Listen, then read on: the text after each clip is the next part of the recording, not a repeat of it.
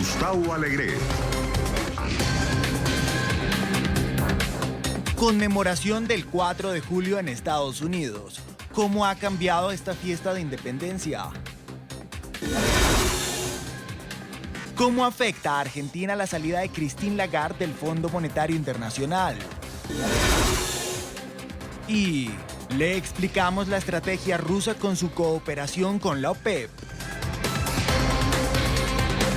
Comienza Club de Prensa con Gustavo Alegret.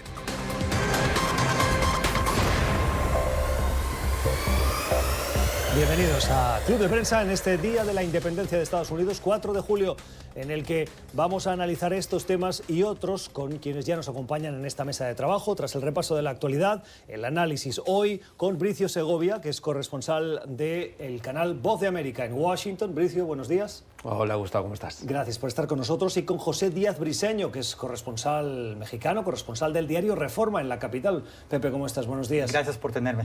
A vosotros por asistir, por estar hoy con nosotros en este festivo federal en Estados Unidos, un festivo en el que hoy diversas celebraciones se van a llevar a cabo aquí en la capital. Vamos a hablar de eso, pero antes, Bricio Segovia acaba de regresar de Osaka, de Japón. Un viaje relámpago, además extenuante, por lo que nos contabas. Has dormido muy poco. Muy poco. En esa cobertura del G20, una reunión que, si bien reunía a los líderes de los países más industrializados del mundo para abordar las cuestiones económicas, lo importante, lo más relevante, pasaba siempre en los pasillos, donde vimos reuniones bilaterales de Donald Trump con Putin, Donald Trump con Xi Jinping, incluso un vídeo viral de Ivanka Trump, que fue la incomodidad y tendencia con ese hashtag, ese tema Unwanted Ivanka. Ivanka no es bienvenida en esa reunión de meetings. ¿Qué experiencia te llevaste de ese G20? Bueno, del G20 la experiencia fue interesante, por decir cuanto menos. Mucha reunión bilateral de la que estar pendiente. Tan solo Donald Trump se reunió con 8 líderes mundiales en 10 reuniones. Con algunos se reunió en más de una ocasión, bilaterales, trilaterales. Y luego, por supuesto, ese encuentro, ¿no? Es la guinda de la torta, que fue ese encuentro en Corea del Norte con Kim Jong-un en el viaje que le seguía al viaje de Japón, de este G20. Por lo tanto, fue una experiencia bien completita. Pero en el G20 en sí, yo creo que lo que realmente destaca es un evento en el que se han consolidado, pues, dictadores o personas autocráticas, y todo esto lo vimos, por ejemplo, primero con ese encuentro que, bueno, pues el centro de la foto de familia, que fue el príncipe heredero de Arabia Saudí, por cierto, país anfitrión del próximo G20. Que además en la fotografía se veía claramente todos los líderes de azul, negro, oscuro, y claramente en primera fila Él con su túnica blanca. En su túnica blanca, ¿cierto? Exacto, sí. Claro, Bin Salman, que para situar un poquito a quienes nos están viendo, pues protagonista en los últimos meses por el asesinato de un periodista saudí del Washington Post, Jamil Khashoggi, que murió precisamente, pues, descuartizado en la embajada en Turquía, la embajada saudí, y que, bueno, pues según, pues, órganos de inteligencia estadounidenses y parte de la comunidad internacional apuntan a que el príncipe heredero fue quien dio la orden del asesinato de este periodista. Donald Trump se estrechó la mano con él, hubo risas, hubo buen ambiente con el príncipe heredero, hubo una reunión bilateral con el príncipe heredero saudí, y después, aparte de esto, lo vimos también reunirse con el líder norcoreano Kim Jong-un ya más tarde, después del G20, en lo que fue, pues, una reunión sorpresiva que no esperábamos en la frontera desmilitarizada entre las dos Coreas. México no participó en ese G20. ¿Cuál es el análisis? Bueno, participó, pero no directamente con Andrés Manuel López Obrador. ¿Qué se está diciendo en México de esa reunión? Bueno, en México hay una broma. Dicen que ya básicamente México, como no va a participar en encuentros internacionales que no sean sobre la desigualdad internacional, que es lo que supuestamente el presidente López Obrador busca, dice, ya podemos rentar nuestro asiento. A lo mejor España puede estar interesada en permanentemente tenerlo, ¿no? Entonces, México es la economía número 15, es uno de los países con más tratados de libre comercio en el mundo. mundo, es uno de los 5 países más visitados del mundo, es uno de los países que tiene una diáspora más grande después de la India en el mundo. México es un país abierto y es un país que tiene muchas conexiones al exterior, y es increíble que a nivel de jefe de Estado se prefiera cerrar y utilizar la política del avestruz, porque no es lo mismo tener un jefe de Estado... Es la de meter la cabeza debajo de la tierra. De la tierra, como si no hubiera pasado nada. Como si no viniese el león. Exacto, como si la globalización no existiera.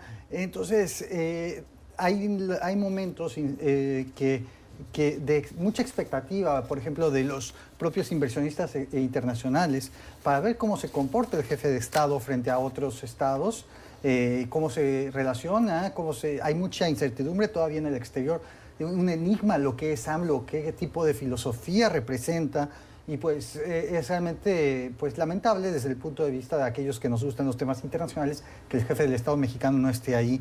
Ahora, el tema también central que había tomado protagonismo era el tema de la guerra comercial con China, entre Estados Unidos y esa potencia, y México tiene mucho en juego. Hay muchas inversiones de China que, dada estos aranceles que ha impuesto Estados Unidos a muchos productos, hay muchas inversiones que se han trasladado a México, y habría un interés para México presentarse como un socio abierto y posiblemente ganador de estas tensiones comerciales, luego de haber superado nuestro propio diferendo comercial con Estados Unidos de apenas hace un mes, cuando después de muchas tensiones el señor Donald Trump desistió de imponer aranceles a México en algo inaudito, que como sabes es un socio de libre comercio. Pero además en las últimas horas, creo que fue, si hoy es jueves, el martes, el presidente Trump dijo que Andrés Manuel López Obrador estaba haciendo un buen trabajo y que no iba a poner aranceles, como el profesor o la profesora que regaña o felicita al niño pequeño.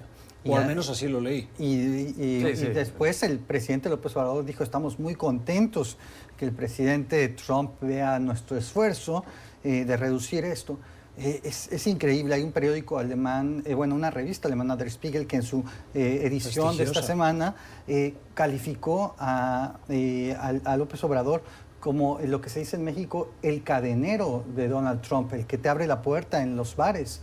Esto es increíble, porque esa es la impresión que está dejando, en que México se ha convertido, dada su gestión migratoria, en el verdadero muro del presidente Trump. De América Latina participó en ese G20 Jair Bolsonaro y Mauricio Macri, como, además del continente americano, Justin Trudeau de Canadá. Pero de Sudamérica, Macri y Bolsonaro ¿sacaron algo en claro? Porque los titulares, las menciones, más allá de lo que dice la prensa local, para el resto del continente han pasado desapercibidos. Han pasado desapercibidos. Con Bolsonaro tuvo una reunión bilateral con el presidente Donald Trump. Según la Casa Blanca, se habló sobre Venezuela, lo cual no es de extrañar, ya que Brasil comparte frontera con Venezuela y está siendo pues, uno de los países que está enfrentando el éxodo de venezolanos. Por lo tanto, ese es uno de los temas que nos quedó como presentes, ¿no? Venezuela estuvo presente en este G20 como uno de los temas también candentes. Lo que pasa, Bricio, es que siento que cada llamada que hay de líderes con Estados Unidos, cuando el Raid Out, la breve explicación que hace la Casa Blanca o el Departamento de Estado, siempre ponen la lista de cosas y aparece ahí el nombre de Venezuela ya como un habitual. Es un comodín casi ya. Sí, en el que no hay ninguna referencia más. No, porque realmente con el tema de Venezuela la situación está completamente estancada. Le preguntábamos a Donald Trump en la rueda de prensa final que dio al concluir este G20 precisamente si estaba planteándose un cambio de estrategia. Han pasado 6 meses, no ha habido ningún tipo de avance en Venezuela, o si incluso estaba planteándose algún cambio dentro del equipo que está liderando los esfuerzos de Estados Unidos ante la crisis de Venezuela. El presidente simplemente ahora lo que dice es que él dijo 5 opciones. Tengo 5 opciones, que yo creo que dijo 5 como podría haber dicho 7. Pero dijo, tengo 5 opciones sobre la mesa y en cualquier momento puedo cambiar mi estrategia, pero dice que sigue creyendo en Juan Guaidó como la persona para liderar el cambio en Venezuela. Esas son las palabras de Donald Trump. En la práctica estamos viendo que Venezuela cada vez está menos presente en el discurso de las altas esferas en Washington, que no vemos ya comparecencias públicas haciendo referencia a Venezuela, que no hay encuentros tampoco con la oposición como había cuando empezaron a tomar fuerza y por lo tanto cada vez es un tema que va perdiendo relevancia en esta administración. Un tema que me parece interesante es que Piricio nos podrá contar más porque él estuvo ahí presente, es que el objetivo supuestamente de Japón en esta reunión era promover justamente la vigencia de sociedades abiertas, incluyentes, sostenibles. Y como bien decías tú al principio, Gustavo, los que dominan son básicamente las autocracias, ¿no? Pensando en China, en Arabia Saudita, la propia Rusia. Y entonces uno se pregunta, ¿es realmente que estamos dando la vuelta a la página? ¿Logró Japón destacar este tema? Realmente tú nos podrás contar más porque no estuvimos ahí, pero me parece que al menos públicamente Pero Pepe, no. tú sí has cubierto cumbres internacionales, Piricio estuvo en esa, vamos, un servidor también ha cubierto y creo que esos pasillos, esas reuniones fuera de lo que es el foro per se, que además muchas veces viene acordado, no sé si coincidirás conmigo, que viene acordado todo previamente, incluso el comunicado final viene ya trabajado por los equipos asesores y casi que es la formalización del encuentro de algo que equipos negociadores han estado haciendo previamente. Correcto, sí. Bueno, una de las cosas que quedaron claras es la exclusión de Estados Unidos en un asunto clave, que es el del cambio climático. O sea, hubo una ratificación de 19 de los 20 miembros del G20 en apostar por el Acuerdo de París sobre medio ambiente, del que Estados Unidos se salió bajo la orden de Donald Trump. Y Estados Unidos fue el único país que no reiteró su compromiso, obviamente, con este acuerdo. Por lo tanto, ahí volvemos a verlo. Y Donald Trump dijo una frase en esa rueda de prensa de la que hablaba, que a mí me pareció clave y que pasó muy desapercibida en las noticias y me parece muy importante. El presidente Donald Trump dijo, le preguntamos sobre por qué ignora el cambio climático, cuando obviamente en el G20 se mostró una apuesta global por intentar pues enfrentar los efectos, ¿no?, que tiene sobre el mundo. Y él dijo, no es que ignore el cambio climático, es que no quiero que buena parte de las empresas estadounidenses se vayan a la bancarrota.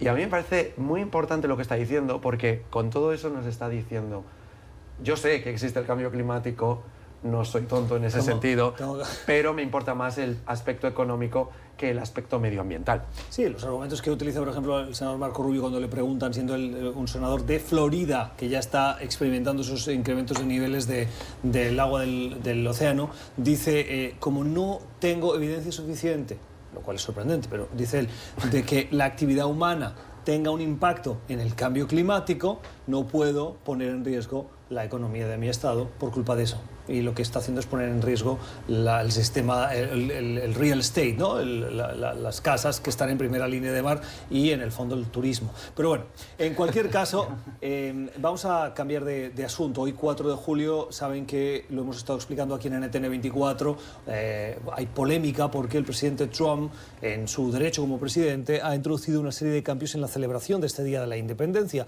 Y los cambios le dan un toque personalista a esta celebración, que por parte de la oposición demócrata es visto como una politización del evento. ¿Qué vamos a ver de manera como más diferente respecto de celebraciones anteriores? Por un lado, la presencia de tanques en las calles, en el mall, tanquetas y armamento militar, también sobrevuelo de aviones por la ciudad de Washington y un discurso que habitualmente no se producía en el Lincoln Memorial, que es ese mall donde está el monumento a Lincoln, el expresidente de Estados Unidos. Pepe, ¿estás de acuerdo en esas críticas? Porque yo, conversando con ciudadanos que han llegado a Washington estos días, me decían, perfecto, lo que quiera el presidente, allí estaremos. Yo creo que es justamente el que el presidente se situó en el centro de una celebración que en principio debía ser de la democracia en sí misma, lo que sorprende para Estados Unidos, un país que se precia, al menos en su fundación, del legalitarismo y que justamente se distancia, digamos, de las viejas potencias europeas en su creación. Y el que el presidente tome una posición central con un discurso y además de tanto pombo y platillo, pues es realmente fuera de lo común aquí. Lo sorprendente y donde raya un poquito más en la ilegalidad es la cuestión esta que dio a conocer The Washington Post esta semana, que 2.5 millones de dólares de las entradas a los parques nacionales de Estados Unidos fueron transferidas para organizar esta celebración del presidente.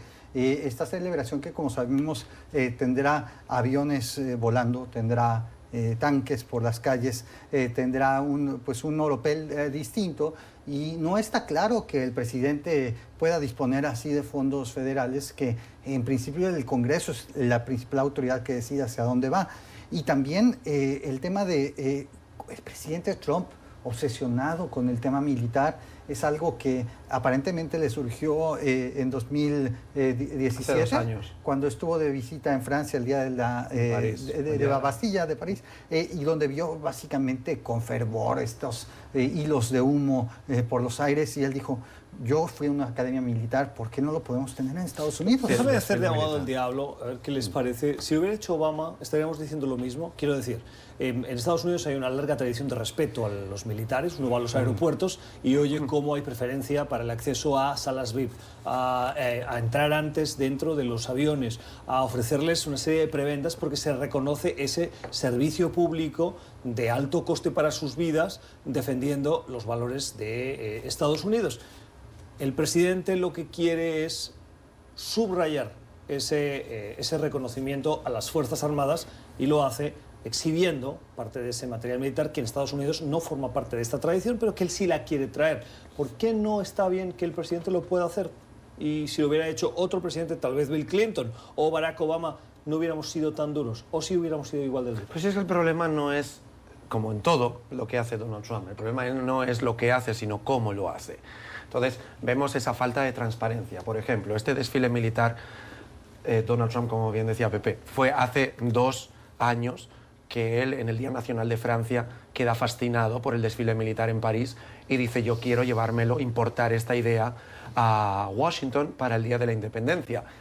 El año pasado, esta idea acabó cayendo precisamente por el alto costo que significaba, que suponía.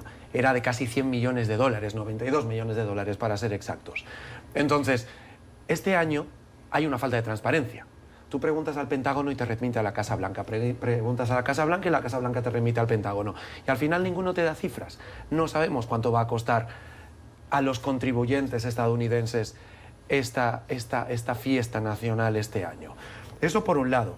Después, es verdad que Estados Unidos tiene una tradición de desfiles militares, pero solamente a nivel celebratorio de victorias de conflictos bélicos. Por ejemplo, el último gran desfile militar que vimos en Estados Unidos fue en 1991, después de ganar la Guerra del Golfo, y fue pues bajo el mandato de George Bush. Por lo tanto, dices, bueno, está bien que quieras importar ideas nuevas, no vas a ser el primer país que va a hacer un desfile militar en su Día Nacional. Lo hace Francia, lo hace Rusia, lo hacen otros. Pero hazlo con transparencia, y sobre todo no lo hagas empezando una pugna con las mismas autoridades locales, porque las autoridades de Washington, la alcaldía, se ha mostrado en contra, citando además un informe del Pentágono del año pasado en el que dice que la infraestructura de la ciudad no está preparada para aguantar el peso de estos vehículos militares. Recordemos que tan solo uno de los modelos que se supone que van a estar desfilando o van a estar situados acá, no sabemos, parqueados, pesa 60 toneladas. Entonces, son cosas que hay que tener en cuenta. También me parece, yo creo que tú tienes un punto en el sentido de decir que Estados Unidos es una sociedad muy nacionalista. No es casual que la bandera estadounidense esté adornando desde casas, monumentos, no importando la época del año. Muchas personas europeas que viajan a Estados Unidos se sorprenden de la cantidad de banderas que hay por las calles en todas las temporadas. Entonces, sí, sin duda, Estados Unidos, más allá de Trump, es un país que le gusta celebrar lo que ellos perciben como ser único entre las naciones. Pero también, Gustavo, ya existen otros momentos de celebración nacionalista en Estados Unidos, y en particular de los militares y los veteranos. Existe en mayo el Día Memorial, el día que se festeja a aquellos caídos, el Día de los Caídos en las guerras en las que participa Estados Unidos.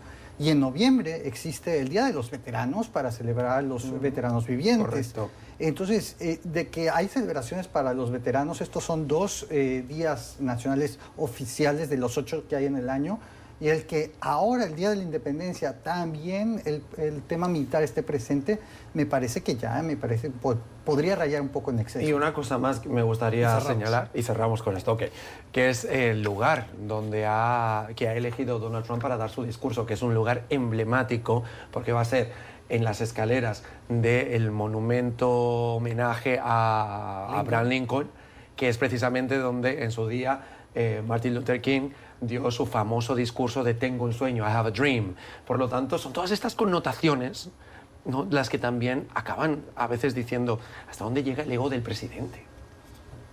La opinión de nuestros analistas en este Club de Prensa de hoy. Vamos a la pausa. Seguimos en Club de Prensa, hoy con las opiniones de José Díaz Briseño y de Bricio Segovia, conversando sobre la actualidad, una actualidad que también ha pasado por Europa. Los líderes comunitarios se han puesto de acuerdo para escoger a los representantes de las máximas instituciones de la Unión Europea. Entre ellas está lo que sería la Reserva Federal para Europa, el Banco Central. Hasta ahora lo dirigía Mario Draghi.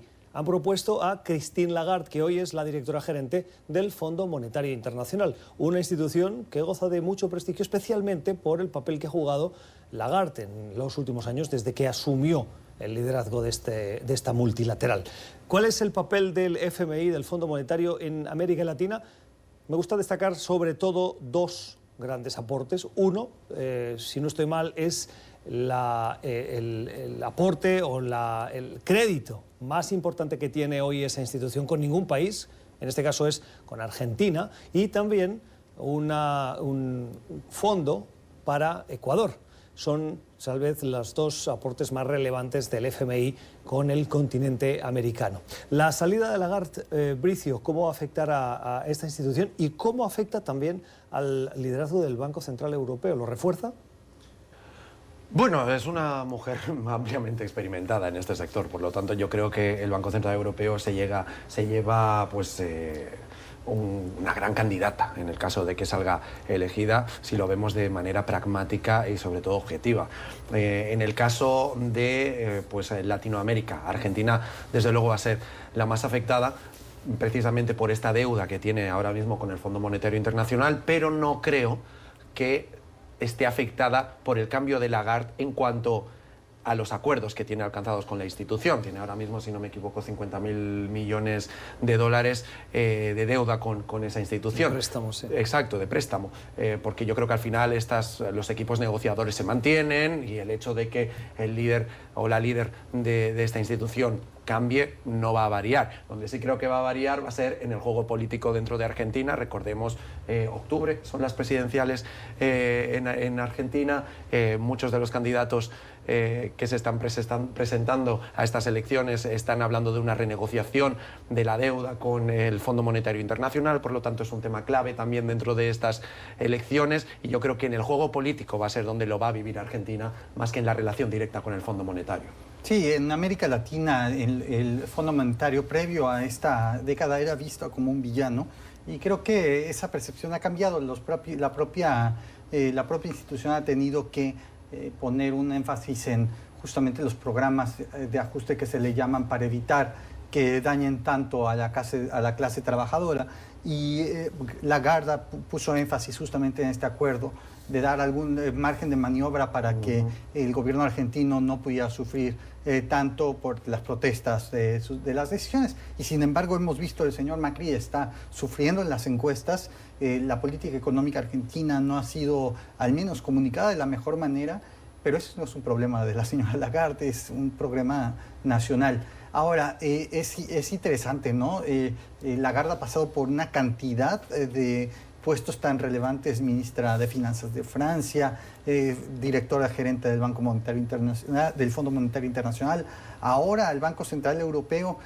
Me parece pues, de destacar que una mujer, a pesar de también los problemas legales que ha tenido en Francia, de distintos escándalos, logre mantenerse en estas altas esferas con esta reputación, ¿no? Me parece destacable y habrá que ver porque entiendo que todas las instituciones europeas pasan por un recambio y las mujeres toman control, ¿no? Sí, la presencia de mujeres es relevante en ese cambio al frente de las instituciones comunitarias. El otro día un analista decía que el cambio de Lagarde va a ayudar a los países de la Unión Europea a contener a Donald Trump, que ha criticado, esto en el contexto reciente, que ha criticado recientemente a Draghi, el presidente saliente del Banco Central Europeo, por ese paquete de estímulo al euro, que hoy está más fuerte que el dólar y que, por lo tanto, contribuye a que sea más atractivo invertir, porque es más barato hacerlo en Estados Unidos que no en la Unión Europea. Estimulas con el objetivo de depreciar un poco el valor del euro frente a otras monedas internacionales y lo que haces es introducir competencia para la atracción de inversiones. Estados Unidos lo ve eso como una competencia para su posición de moneda más débil, si bien fuerte, pero atractiva para esa atracción de capitales y de inversiones. ¿Están en lo cierto? Pueden estarlo, o sea, pueden estarlo. Tampoco creo que la política proteccionista de Estados Unidos en estos momentos de la mano de Donald Trump esté ayudando a la competitividad del dólar, honestamente. Todas estas guerras comerciales en las que se está metiendo Donald Trump en estos momentos tampoco creo que ayude a que, pues, con sus socios comerciales o inversionistas en general, y por lo tanto ahí creo que es donde la Unión Europea se puede beneficiar muchísimo y de hecho creo que está intentando sacar partido de todo ello. Así que bueno, veremos si con Lagarde, gran experta en este sector y además habiendo estado en la capital, en Washington durante tanto tiempo, pues se lleva todo ese conocimiento al Banco Central Europeo y por supuesto podría ser un gran beneficio para Europa si sabe jugar bien sus cartas. Hablando precisamente... ¿Quieres decir algo? No, hablando precisamente de economía, me acordaba que esta semana también se ha producido una noticia relevante. En 2 décadas de negociaciones se ha producido un acuerdo del Mercosur con la Unión Europea en esa aproximación de mercados para la integración de productos, bienes, servicios y no sé si se llegará también a la movilidad de personas, pero en cualquier caso el acuerdo Mercosur-Unión Europea. Moody's, que es esa agencia de calificación internacional, ha analizado las consecuencias de lo que sería ese acuerdo del Mercosur con la Unión Europea y dice que los principales beneficiarios dentro del Mercosur serían Uruguay y Paraguay. Si bien parece que eso es algo que interesaba mucho a Argentina por el beneficio que le traía, parece que no es el principal país que se va a beneficiar de ese acuerdo. Sí, son 2 economías gigantes muy enfocadas hacia el interior, principalmente también exportando productos agropecuarios a gran escala, materias primas. Y va a ser muy interesante. Todavía falta un tiempo porque se prevé que tarden alrededor de 2 años todos los parlamentos y todas las instituciones para ratificar el acuerdo. Entonces, todavía habrá un tiempo de transición y, sin embargo, es una buena noticia para ambos lados. Por un lado, Europa presentándose como un socio que contrasta con el proteccionismo, como decía Bricio, de Donald Trump, abriéndose al mundo. Previamente renegociaron un acuerdo con México también de libre comercio, y realmente presentándose como el faro de la economía internacional, defendiendo el multilateralismo en un momento tan difícil. Y por otro lado, también para el sector del Mercosur es relevante, después de lo que se denominan 19 años de negociaciones. El propio gobierno argentino hizo una publicidad gigantesca sobre el momento en el que se comunica esta decisión al presidente Macri.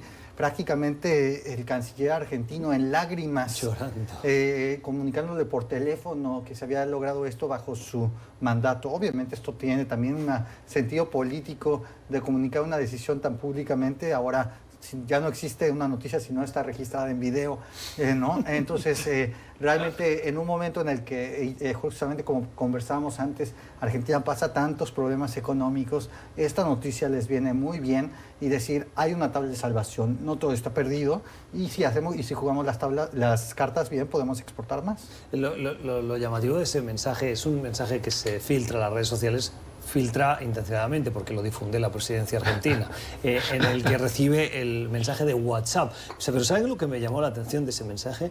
Que el presidente de Argentina se comunica con sus ministros a través de WhatsApp, cuando la privacidad de un presidente tiene que estar un poquito más protegida. O sea, lo que demuestra que los presidentes a veces parece que tengan unos anillos de seguridad y tal, y en el fondo, en el día a día, un buen hacker puede saber exactamente qué está diciéndose Mauricio Macri con sus propios ministros. A mí lo que me llamó la atención es cómo lograron grabar técnicamente el video de WhatsApp. Eso es fácil con el vídeo de pantalla. Tú puedes grabar el movimiento de tu pantalla con la opción del iPhone. Tiene un iPhone, eso sí, ya te lo puedo decir ahora porque se lo puede hacer un iPhone. Tal vez los otros modelos de la competencia también lo permiten, pero un servidor sé que sí se puede hacer con iPhone.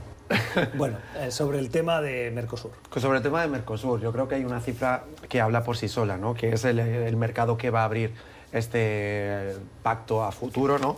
Que representa pues nuevas oportunidades comerciales con un mercado de 500 millones de consumidores, y no olvidemos además que para el Mercosur pues la Unión Europea ya es su segundo socio comercial principal, por lo tanto ahí vemos una unión comercial reforzada también con este pacto, algo importante, y sí, veremos también pues si acaba beneficiando, ¿no? de una manera a estas dos economías, a Uruguay y Paraguay, que bueno, que si bien son bien pequeñas, son también dos de las economías más abiertas ahora mismo en ese bloque, por lo tanto todo apunta a que así va a ser. Vamos a una nueva pausa en este club de prensa de hoy, día 4 de julio, la independencia de Estados Unidos. Al volver hablamos de la eutanasia, nuevo caso en Francia que ha reabierto el debate. Vincent Lambert es el nombre propio que ha reabierto de nuevo el debate sobre la eutanasia, en este caso en la ciudad de Reims, en Francia. Llevaba 11 años en estado vegetativo, tetrapléjico, y los doctores han comunicado a su familia que van a desconectar los aparatos, las máquinas que lo mantienen con vida, y por lo tanto eso va a provocar su muerte. Eso reabre el debate sobre la eutanasia. En el canal hemos estado mirando qué países en América Latina tienen regulación. Y paradójicamente nos sorprendimos, porque si bien hubiéramos pensado que, por ejemplo, en Chile podría haber algún tipo de legislación en ese sentido, solo Colombia tiene, en América del Sur y desde Centroamérica, México, hacia el cono sur, solo Colombia tiene una legislación que regule algo la eutanasia. El debate se vuelve a reabrir y lo hacen en sociedades del viejo continente. Felicio. Sí, la cuestión de la eutanasia es que, y esto es una cuestión generalizada en toda Latinoamérica, es que son en general sociedades conservadoras en cuanto a religión, ¿no? Entonces, eutanasia, religión van ligadas de la mano en la mayoría de casos, y es, de hecho, una de las grandes cuestiones dentro del caso de Vincent Lambert, que parte de la familia es católica, conservadora, y por lo tanto consideran que no hay que desconectar a Lambert bajo ninguno de los casos, y otra parte de la familia más progresista, más liberal, considera que merece una muerte digna y que por lo tanto hay que desconectarlo. Entonces yo creo que en América Latina este debate es igual de vigente, pero porque lo encontramos de esa misma forma. Creo que en su gran mayoría nos podemos encontrar con sociedades más bien católicas conservadoras y por lo tanto simpatizantes con el hecho de no dar pie a una eutanasia, y eso es lo que hace también que no existan regulaciones en la mayoría de países del continente. Obviamente es una cuestión moral, para empezar, porque justamente una persona que ha pasado más de una década viviendo de respiradores y que sin la ayuda de comida no podría resistir, prácticamente se plantea como qué es lo correcto o no hacer. Y sin embargo también el aspecto legal me parece que es muy importante. El señor Lambert no tenía testamento donde especificaba qué quisiera hacer en caso de que ocurriera una situación así. Y entonces tenemos a la mujer con 6 hermanos defendiendo el derecho a un bien morir, y a sus padres y a al menos 2 hermanos resistiéndose a esto y calificándolo prácticamente como un asesinato. En las redes sociales es muy intenso el debate porque la Iglesia Católica se ha movilizado muy fuertemente asegurando que esto sería un asesinato de una persona, y sin embargo, bueno, uno se pregunta, ¿Es realmente vida lo que está teniendo el señor Lamberto en este momento? ¿Se le puede llamar esto un asesinato? A mí me parece que obviamente esto es un tema que a final de cuentas las Cortes de Francia, la más alta corte, ya decidió que los doctores pueden seguir adelante con la desconexión. Y hay una cuestión de enfrentamiento entre las dos esferas, la religiosa y la legal, pero al final de cuentas me parece que la segunda se tiene que imponer. Claro. Yo cuando leíamos de esto y lo comentábamos en la noticia y cuando lo comentábamos al principio, antes de entrar en el programa, decíamos, hay una profunda distinción entre una inyección letal a alguien que se encuentra en un estado muy deteriorado y que quiere a conciencia terminar con su vida, y la otra es a alguien que se encuentra en estado vegetativo y que simplemente se le desconecta algo. Es decir, hace unas décadas esas máquinas no existían y por lo tanto esa persona hubiese muerto por muerte natural, como decías tú ahora.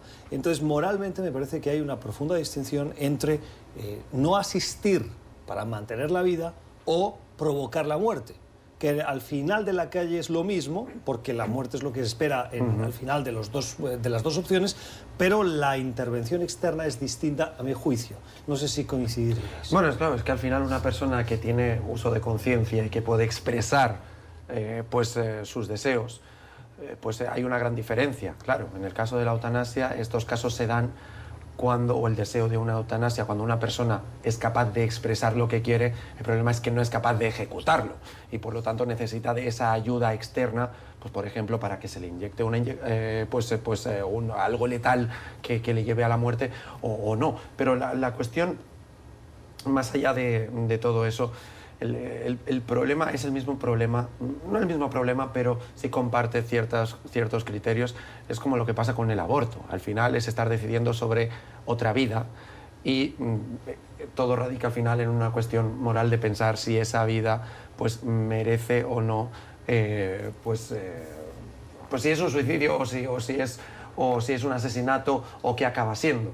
Pero finalmente, como bien decías, hay que distinguir si se trata de una persona que tiene capacidad de decidir o no.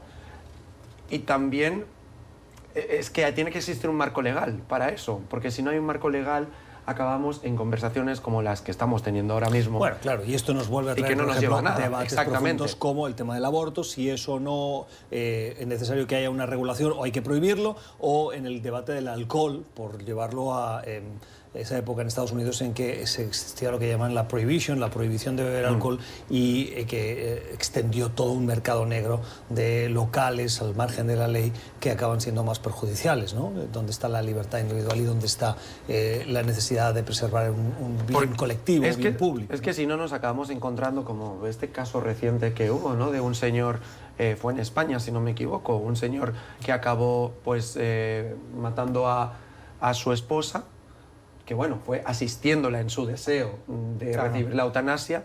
Este señor acabó entregándose a las autoridades, incluso entregó un video en el que su esposa decía, yo quiero morir, y él simplemente se entregó y dijo, yo he matado a mi esposa bajo su propio deseo y porque yo, que estaba con ella cada día, no podía seguir negándole su deseo porque veía lo mucho que estaba sufriendo. Entonces, al final, el marco legal es esencial para marcar lo que se puede y no se puede hacer, porque moralmente nunca nos vamos a poner de acuerdo. Vamos a cambiar de asunto. Antes de ir a la última pausa del programa, se acaba de reunir la OPEP, la Organización de Países Productores de Petróleo, 14 países más 10 aliados. Se han puesto de acuerdo para en los próximos 9 meses reducir la producción con el objetivo de controlar el precio del petróleo. Vaya, de competencia ninguna. Un cártel al más puro estilo del viejo oeste. Pepe, ¿eso cómo va a afectar a la geopolítica internacional? Sí, el tema es el acuerdo que los tres principales miembros, Irak, Arabia Saudita y los Emiratos, tienen con un no miembro de la OPEP, que es Rusia, para mantener los precios altos, bajando un poco la oferta. Es un tema complicado porque, como bien se sabe, Estados Unidos está nadando en petróleo a partir de justamente los nuevos descubrimientos, las nuevas técnicas, y justamente el dejar que la oferta continúe aumentando provocaría pues una baja considerable del precio del petróleo, algo que nadie de ellos busca. Sin embargo, bien se sabe que esto es un tema que no es sencillo porque dentro de la propia OPEP están países como Irán, que están enfrentados con Arabia Saudita, con Estados Unidos, y que no están conformes con que... Y que tienen sanciones incluso para la venta de su petróleo. Y que no están conformes con que las decisiones sean tomadas en lugares ajenos, en acuerdos secretos entre Arabia y Rusia, que no es miembro, y que prometen que quieren que esas decisiones vuelvan a ser tomadas por el Consejo en Viena. Falta ver exactamente la reacción del resto de los países, pero me parece que Irán mismo no quiere que bajen los precios del petróleo. Me parece que es un buen desenlace para todos los involucrados, pero habrá que ver cómo repercute eso al interior de los países, ¿no? Bueno, yo creo que hay una cosa clara, ¿no? Que todos tenemos muy clara, y es que el petróleo mueve el mundo. O sea, al final ningún país acaba interfiriendo en un conflicto si no hay petróleo de por medio. Rara vez vemos eso. Por lo tanto, a nivel geopolítico, como preguntabas, Gustavo, va a tener un impacto, pero yo creo que más allá de los roces que pueda haber geopolíticos entre estos países, al final la cuestión económica les puede más. Sin ir más lejos, todo esto está pasando en un momento en el que hay tensiones con Irán, y ahí están negociando sobre un bien común que es el petróleo. Por lo tanto, como bien decía Pepe, sí creo que al final a ninguno le conviene que los precios del petróleo acaben bajando, sobre todo, pues esto, los países de la OPEP acaban siendo los países que viven de eso prácticamente. Entonces, no creo que les beneficie, que a lo mejor les da una cuota de mercado a Estados Unidos, sí. Lo que pasa es que ahí encontrás ese momento de compromiso, ¿no? Es decir, bueno, ¿hasta qué punto reducimos o seguimos una estrategia en la que nuestros precios de mercado caen? Nos acaba afectando de manera negativa para nuestras economías, o mantenemos los precios elevados y al mismo tiempo, bueno, pues le damos una cuota de mercado a Estados Unidos, pero nosotros seguimos siendo competitivos. Recta final en este club de prensa antes de cerrar para hablar de la situación de la libertad de expresión en América Latina. Esta semana ha habido un comunicado contundente por parte de la Relatoría Especial para la Libertad de Prensa o la Libertad de Expresión de la Comisión Interamericana de Derechos Humanos, poniendo el acento, poniendo la lupa en los ataques que está sufriendo Glenn Greenwald. Glenn Greenwald es un periodista de origen británico que ha revelado a través de su página web en Brasil, The Intercept Brasil, una serie de comunicaciones privadas de quien entonces era el jefe o el juez de la investigación o del caso Lava Jato. Y esas comunicaciones revelan una supuesta cooperación o coordinación por parte del juez con el equipo de fiscales, lo cual pues atentaría al debido proceso y al respeto a quien fue presidente de Brasil acusado en ese caso de corrupción, Luis Ignacio Lula da Silva. Pues bien, hoy ese juez, Sergio Moro, es el ministro de Justicia, y esas revelaciones han puesto en la picota a ese ministro estrella de Jair Bolsonaro. ¿Qué ha pasado? Que el periodista ha recibido amenazas, insultos y persecución, lo cual preocupa a la Relatoría Especial. Pepe, este no es el primer caso. Recientemente vimos otro caso en Colombia, con la publicación de un reportaje del rotativo neoyorquino The New York Times, en el que denunciaba unas supuestas prácticas por parte del ejército en la persecución de disidentes y de organizaciones criminales que afectaban o podían afectar a civiles. Y el periodista que escribía esa historia, Nicolás Kesey, tuvo que salir del país debido también a esas amenazas. Esto sin contar la situación en Nicaragua, en Venezuela o en Cuba, por decir tres ejemplos. Sí, primero hay que decir que al poder nunca le va a gustar este tipo de revelaciones. Y me parece que aquí hay que tener una línea roja en que hay que tener una defensa total de la libertad de prensa. No me parece que aquí debe haber pues algún titubeo de ninguna manera, porque nos guste o no el estilo periodístico del señor Greenwald o del propio Casey, el tema es que nadie puede, sobre todo los gobiernos, atentar contra un derecho que es básicamente un bien público de la democracia. Me parece realmente abominable la campaña de insultos, descalificaciones realmente también atentatorias contra su propia integridad física, de amenazas contra sus hijos, contra su pareja. Me parece que eso no debe caber en ninguna democracia moderna. No habla bien de Brasil y ojalá que realmente se defienda su integridad, además de que justamente pone en entredicho el verdadero rol de uno de los principales líderes de esta operación Lavallato, el señor Moro, y realmente que tanto estaba guiado no por principios de certeza jurídica, sino por animosidad política. Sí, además, bueno, no nos olvidemos de quién es también este periodista, Glenn Greenwald, que empezó a ser conocido precisamente cuando empezó a publicar documentos clasificados de Edward Snowden, y por este contratista estadounidense, del gobierno estadounidense, que acabó siendo filtrando información, ¿no? Y perseguido, y finalmente pues recibió ese asilo en Rusia y se encuentra en algún punto del país que desconocemos. Que ha desaparecido. Últimamente nadie habla de Snowden. Sí supimos de la detención del fundador de Wikileaks, pero de Snowden, que es otro de los grandes filtradores de información confidencial, está fuera del radar. Se lo quedó Rusia y en Rusia se va a quedar. Sí, este chico sabemos que intentó pedir asilo en otro país, no recuerdo si fue Brasil precisamente, pero intentó salir de Rusia, pero no lo consiguió, y de momento pues es un caso que ha quedado totalmente en el olvido y probablemente allí se quede ya, ¿no? Pero bueno, la cuestión es que Greenwald saltó a la luz pública con este caso. Después de publicar esto, fundó su propio medio, que es The Intercept, y es un medio de investigación, normalmente crítico con los gobiernos, informaciones incómodas para los gobiernos, y ahora nos encontramos con esta situación en Brasil. Por lo tanto, hablábamos de cuál es la situación, no solamente en Brasil, del estado de la libertad de prensa y la libertad de información, lo vemos también en todo el continente, y no pasa por sus mejores momentos. Mencionabas una lista de países. Yo creo que nos olvidamos también de uno de los países claves donde la libertad de información pues pende de un hilo en muchas ocasiones, que es precisamente el país de aquí nuestro colega Pepe, que es México. Si las cifras no han cambiado en estos últimos años, lo último que yo sabía es que era el país donde más muertes de periodistas hay al año, en un país donde no hay un conflicto, una guerra declarada. Por lo tanto, son cifras alarmantes y desde luego, bajo ninguna de las premisas deberían estar dándose.